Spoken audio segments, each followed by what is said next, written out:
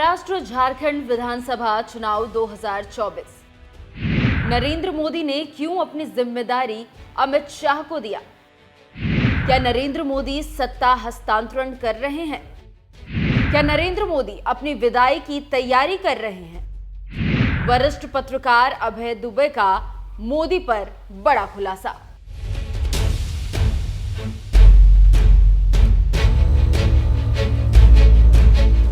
नमस्कार, news express देख रहे हैं आप। आपके साथ मैं हूं खुशबू राय। बड़े बुजुर्ग कह गए हैं और दुनिया भर के साहित्य भी यही कहते हैं कि सूरज पूरब से उगता है तो पश्चिम में डूब जाता है। ठीक वैसे ही जीवन है। जीवन में आप कभी सफलता के चरम पर होते हैं तो कभी ढलान पर होते हैं और ये नियम सब पर लागू होता है।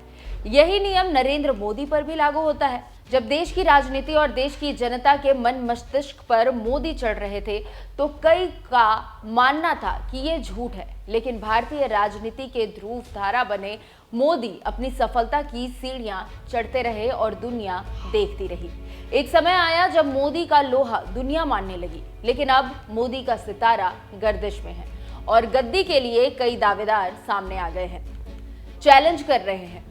इसी बात को लेकर पत्रकार अभय दुबे ने अपनी बात तर्क के आधार पर रखी है। मोदी का सितारा डूबने लगा है और मोदी इस बात को जानते हैं, इसलिए मोदी अब अपने सहयोगी अमित शाह को सत्ता हस्तांतरण कर रहे हैं। अभय दुबे एक चैनल से बात करते हुए कहते हैं कि महाराष्ट्र और झारखंड विधानसभा चुनाव को छोड़कर नरेंद्र मोदी विदेश क्यों जा रहे हैं और क्यों अपनी सत्ता अमित शाह को दे रहे हैं। क्या उनको पता नहीं था कि चुनाव होगा और ये महत्वपूर्ण चुनाव है?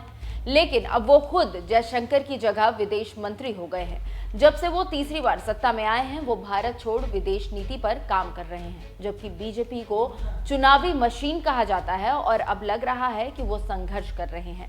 इसके साथ ही साथ एक भारत का हिस्सा जल रहा है, लेकिन नरेंद्र मोदी के मुंह से एक शब्द नहीं निकल रहा है। उस राज्य का नाम है मणिपुर। तो अब समझ सकते हैं कि कैसे उधेड़-बुन में नरेंद्र मोदी चल रहे हैं।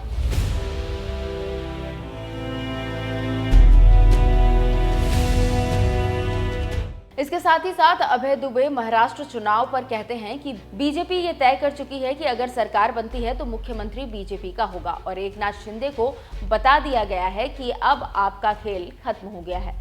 आप जितने दिन मुख्यमंत्री बनना चाहते थे बन गए, लेकिन आगे अब सीएम नहीं बनेंगे। जानकारी देते चले कि बीजेपी के सहयोगी की शामत ये आई है कि बीजेपी पर विश्वास नहीं कर पा रही है और ये बात एकनाथ शिंदे और अजीत पवार जानते हैं। तभी तो अजीत पवार योगी और बीजेपी पर हमला कर रहे हैं और कह रहे हैं कि बटेंगे तो कटेंगे का नारा नहीं चलने वाला है। इसके साथ ही साथ मोदी की रैली में अजीत पवार ने ना जाके ये संकेत भी दे दिया कि हम आपकी हिंदू मुसलमान की नीतियों का विरोध कर रहे हैं। जानकारों का यह भी कहना है कि अजीत पवार ने गौतम अडानी पर जो खुलासे किए हैं वो भी एक कारण हो सकता है कि मोदी की रैली में वो ना जाए। महाराष्ट्र में नरेंद्र मोदी की आखिरी रैली दादर के शिवाजी पार्क मैदान में थी। नरेंद्र मोदी ने रैली में आए लोगों से कहा कि आज महाराष्ट्र विधानसभा चुनाव की मेरी आखिरी सभा है। हर क्षेत्र के लोग से मेरा संवाद हुआ है। पूरे महाराष्ट्र का आशीर्वाद आज महायुति के साथ है, लेकिन मोदी के साथ मंच पर अगर कोई नहीं था तो वो थे अजीत पवार। और इसी को लेकर राजनीतिक विश्लेषक और रणनीतिकार अपनी कलम से ये सारी बात लिख पढ़ रहे हैं कि मामला कुछ गड़बड़ है और ये बात अजीत पवार और एकनाथ शिंदे दोनों जानते हैं।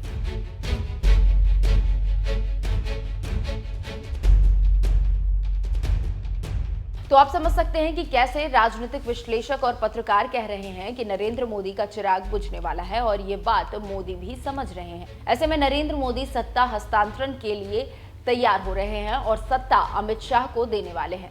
ऐसे में नरेंद्र मोदी ऐसी चाल चल रहे हैं ताकि अमित शाह को सत्ता सौंप दी जाए। इसलिए अब चुनाव का सारा भार अमित शाह को देकर विदेश दौरे पर है। ऐसे में देखना होगा कि आगे क्या होता है और महाराष्ट्र और झारखंड में कौन जीतता है। फिर क्या आरएसएस उनकी जिंदगी का फैसला करता है।